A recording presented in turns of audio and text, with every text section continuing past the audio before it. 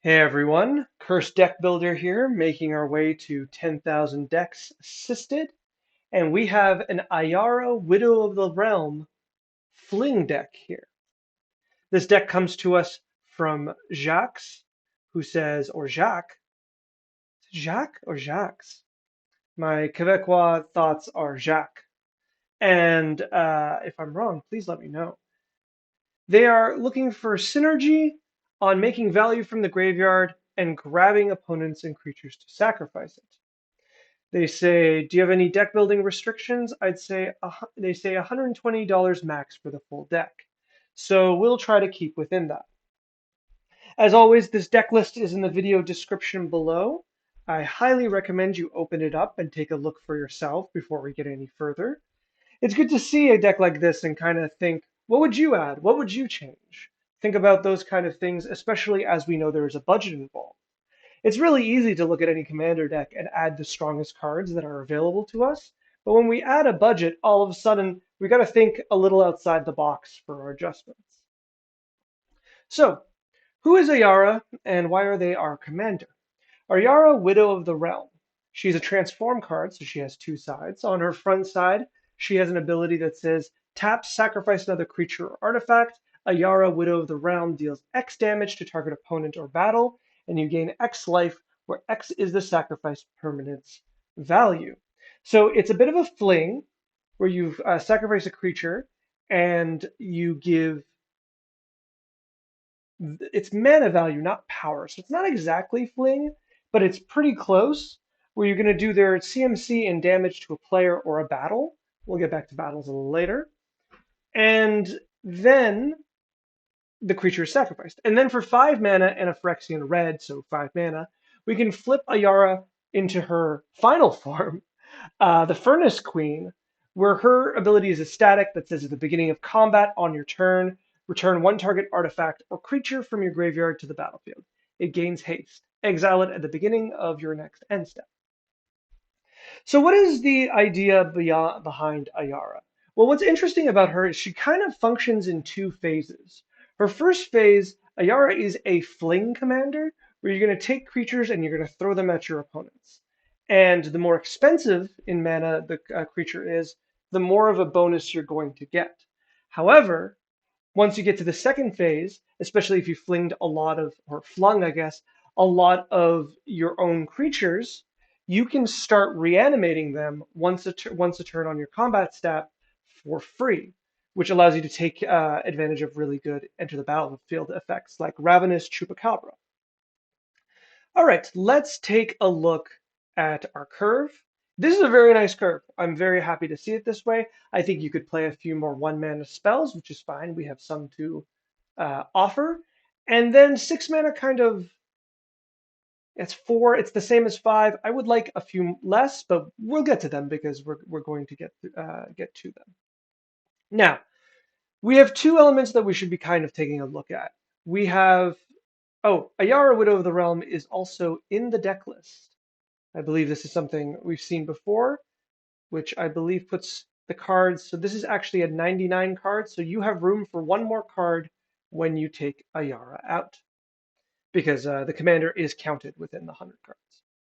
So our idea is this. We want really good cards on our side that have generally good ETBs or dice triggers that we can rebuy later in the game. And in addition, we want what is known as a threatened effect. A threatened effect, or as I knew when I started Magic, act of treason. Act of treason effects steal creatures from your opponents for a turn and then return them. And our idea is to use that and sacrifice the creature prior for it to be coming back. So let's put in act of treason and let's see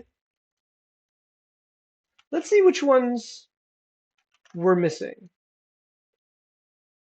I'm gonna leave the word until because a few of them in black and red have different untils, but we'll say until nonetheless. Let's go to mana value and let's see what we can find. Oh, I guess gain target. That's interesting. We're gonna get some weird ones here because Yes, this is also when creatures gain abilities. Let's see. It says control target creature until end step. No, that won't change anything because all these gains are until. So let's add the word haste because all of these will always have the word haste because that's how they function. Let's go back to mana value. So the first one we have here is Claim the Firstborn, which I think is something you should be playing. Claim the Firstborn is 1 mana and steals a creature of 3 mana or less. Now, this isn't a very, let's say, heavy fling because the creature can only do up to, Ayara can only do up to 3 damage. But this does let you cleanly grab some early creatures, some early commanders, and steal them for the turn, which I think is particularly strong and worth playing as a one-up. After which, if we go over, let's see, to the active treason level, I see you're playing Besmirch. Besmirch goads the creature when you give it back, which means when you give it back, they have to attack with it. Now, this is interesting, but the goal of the deck is to destroy the creature before you give it back. And in exchange for this ability, we have one more red mana pip than active treason. Now, I don't think this is impossible, right? Like it's close, but we need to be thinking about this when we are building our deck. You are in 2 colors, and there will be some scenarios that having red red is a little harder than having just one red to use on this. Now, let's look at a few others. Bloody Betrayal makes a blood token, which is a helpful kind of bonus that you can grab. Then you have Furnace here that says it creates a treasure token, Furnace Rains. I really do particularly like that. Uh, Dominating Vampire is interesting because it steals 1 mana creatures by default. This is a card that always interests me. I don't think you need to go too far into the vampire sub-theme to kind of use it, but I think I would really like a second vampire that you could always have before using it. So I don't think it belongs here. And let's see if there's anything else. Hazaret's Favor is something else. It's not the card. Hijack takes artifacts. Hijack is interesting because though it has the double red here, it steals artifacts, which is notable because Ayara can throw artifacts. So having this card is really helpful because it expands your reach of things you can grab. And then I think Karizev's expertise is cute, but I don't think you have that many 2 mana spells that you want to cast. That's up to you whether or not you want to steal it, use it. Once again, it's 1 red. Shackles of Treachery. There's Threaten, which is a classic.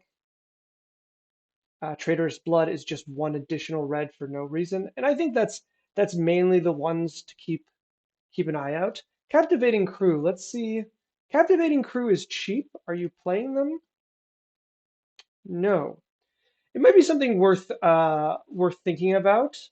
Captivating Crew lets you repeatedly use his ability, so you don't need to be spending a card each time. But in exchange, it is more expensive. You need 4 mana to play the Captivating Crew, and then another 4 mana to steal a creature. But it does let you stay neutral on cards because you are not spending your Threaten or Active Treason effects. You are just using the Captivating Crew. So this is kind of cool. I don't particularly mind that. Those are the ones that mostly come to mind. There's a few that are higher mana and you're already playing them, and I do like this.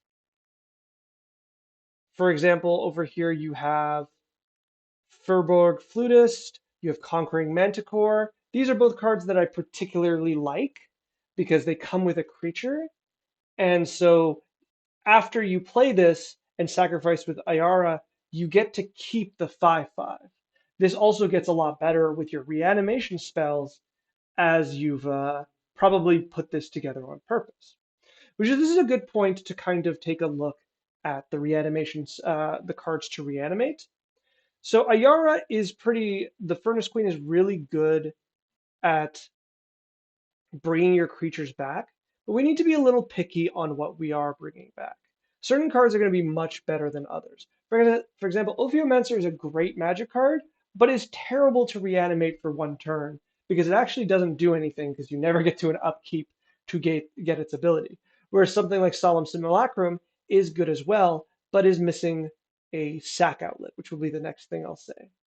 I would say most of these are fine. I would say Scuttling Doom Engine sticks out as being particularly bad here because, well, if you reanimate it, it gets exiled and therefore you won't get the effect. And also 6 mana, you throw it to deal 6 damage and it deals 6 more damage. That's 12 damage, but that's a lot, and I don't think it is the best. I think it's just fine. I wouldn't play this card. Whereas something like Firbolg Flutist or Flautist, I forget how to pronounce that, is much, much stronger. All right, here's a few extra things I would like you to be also playing that will help your strategy quite a bit. Carrion Feeder right here, and also Viserys here, and Viserys here. Both of them allow you to sacrifice a creature at instant speed, and therefore they work very well with or in addition to your commander. So if you don't have Ayara, Widow of the Realm out, they'll be able to sacrifice the creatures you steal. And when you have Ayara transformed, it'll allow you to sacrifice the creature that you reanimated. Remember that one of the problems is that Ayara Furnace Queen will exile the creatures and artifacts that you reanimate, and you want them to go back in the graveyard. One, because they probably have dies effects that you want to trigger again, but two, you want to be able to do this every turn, and therefore it gets considerably better when you have the ability to consistently bring back your creatures. On that note, I was going to say something else, but it did make me think you would probably benefit very much so from additional combats. At the beginning of combat on your turn, this will trigger every time you go to combat, is my understanding. How much is Breath of Fury? Now, this is a bit of an expensive card, but I think it's completely worth it.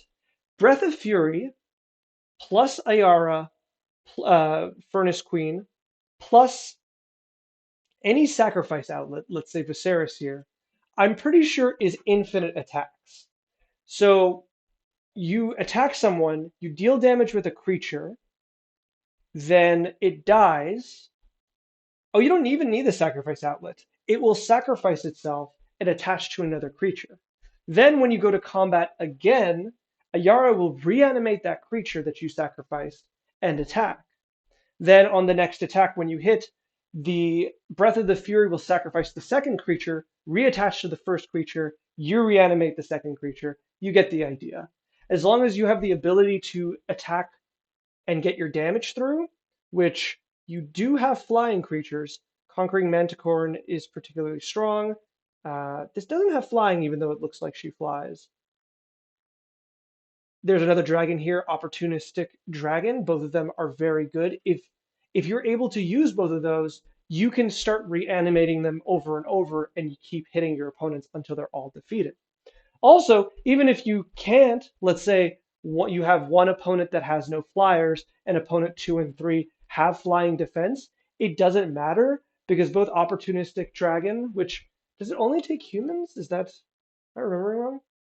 Yes, that one only takes humans and artifacts. But the Conquering Manticore, every time you reanimate it, it will steal another creature for the turn. You're doing all of these attacks in one turn, so every time you do this, you are taking flyers from opponent 2 and opponent 3, and then you're able to continue going and then defeat them all in one go. This is genius to me. I'm so glad I thought of this. This is a fantastic card in Ayara, and you should absolutely play it. But also in that mind, there's no reason that you shouldn't be just playing Fling as well. Fling is a fantastic card. It does what Ayara does, but it does it in power instead. It is just a little more expensive in card wise to do what your deck wants to do, where you take control of creatures with one card and then you fling them with another.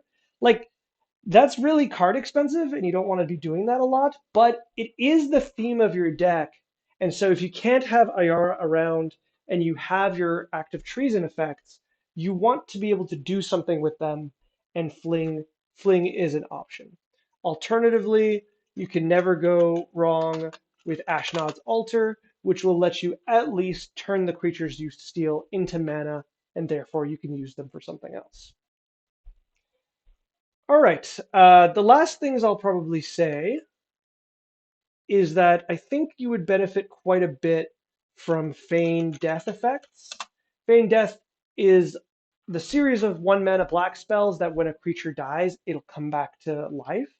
And it'll come back to life under its owner's control. So you can't use this on the creatures you steal, but can use this on your own cards. So for example, if you cast this onto Solemn Simulacrum, and then you sacrifice it.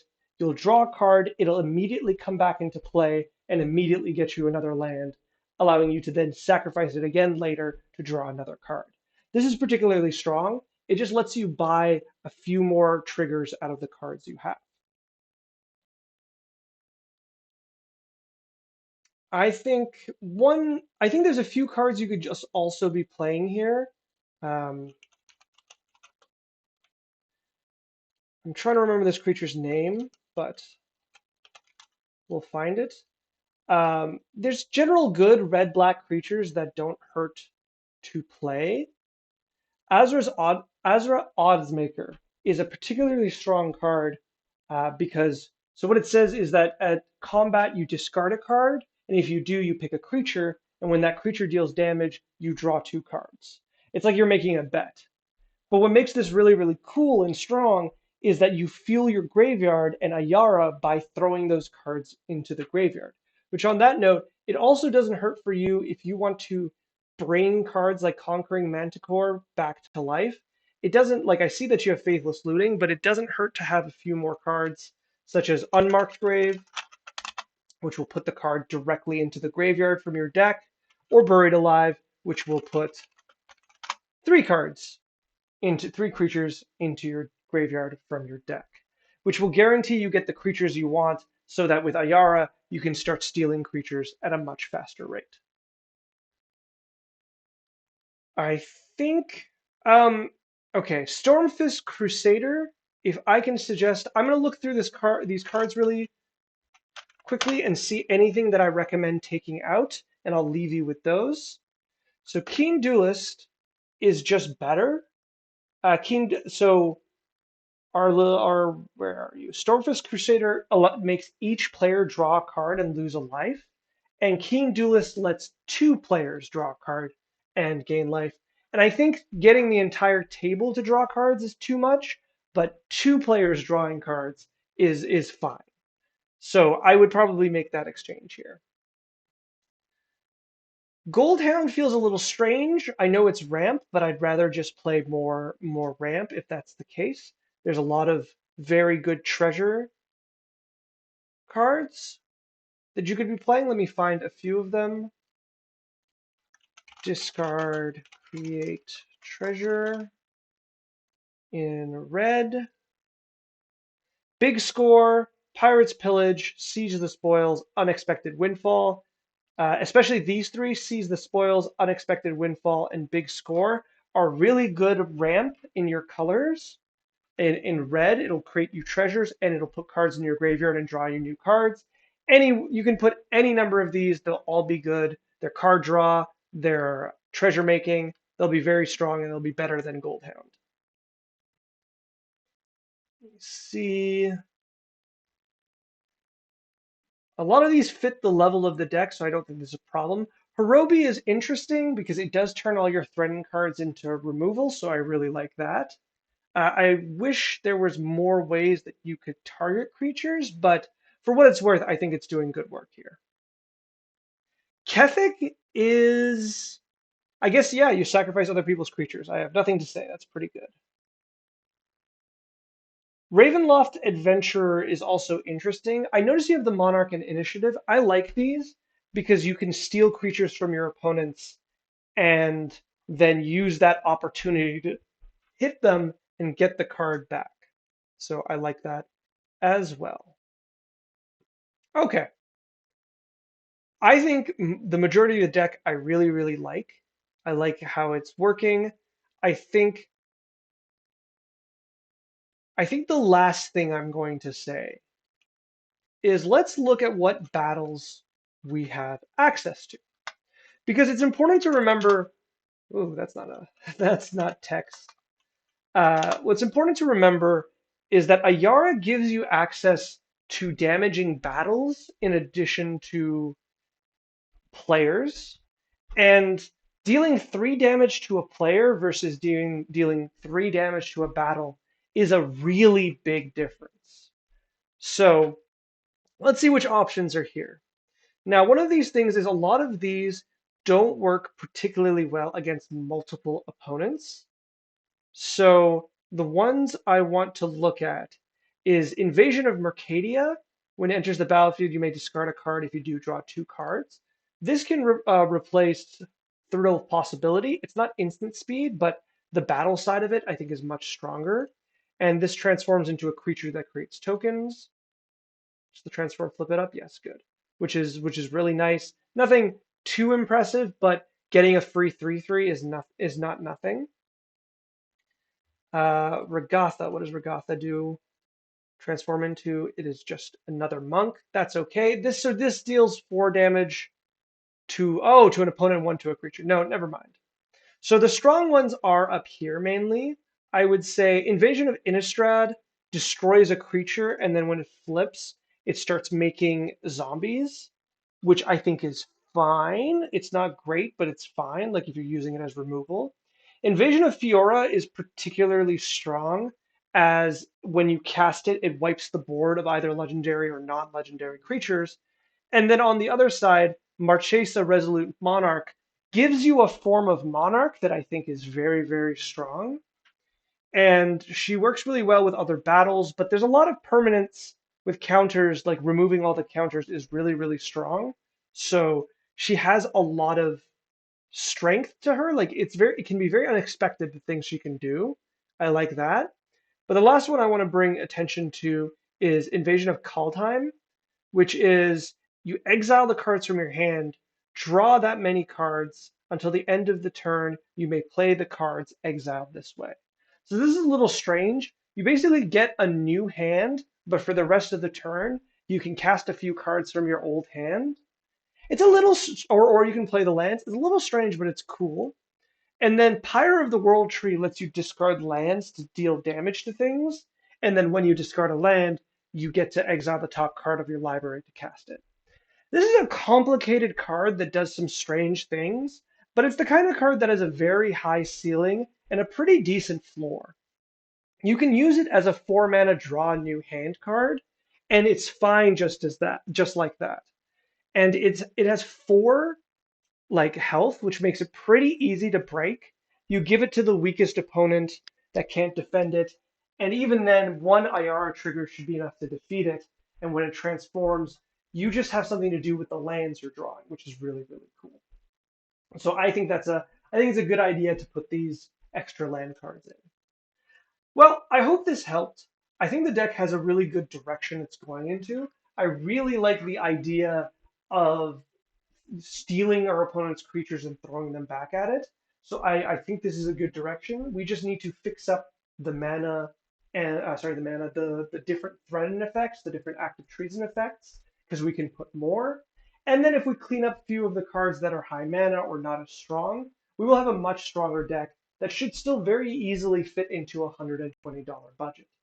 After that, if we wanted, we could probably make a few more changes. But I think at this point, we want to fill out the parts of the deck that benefit Ayara the most, and then later we can come back and start being a lot more critical of certain cards. Something like Iron Mirror, for example, stands out as being a particularly weak card in this deck, but right now there's more important things to trade and change before we discuss whether or not we want to cut Iron Mirror. If you get your next version of the deck, I'd love to see it. You can post it using the form in the video description below, or anyone can send me any deck that they have, and that'll be just as good too. As always, if you can like, comment, subscribe, I'd be very, very grateful as the channel is growing. And I look forward to seeing what this deck becomes, because Ayara is a very, very cool, I guess dead now, but cool elf noble.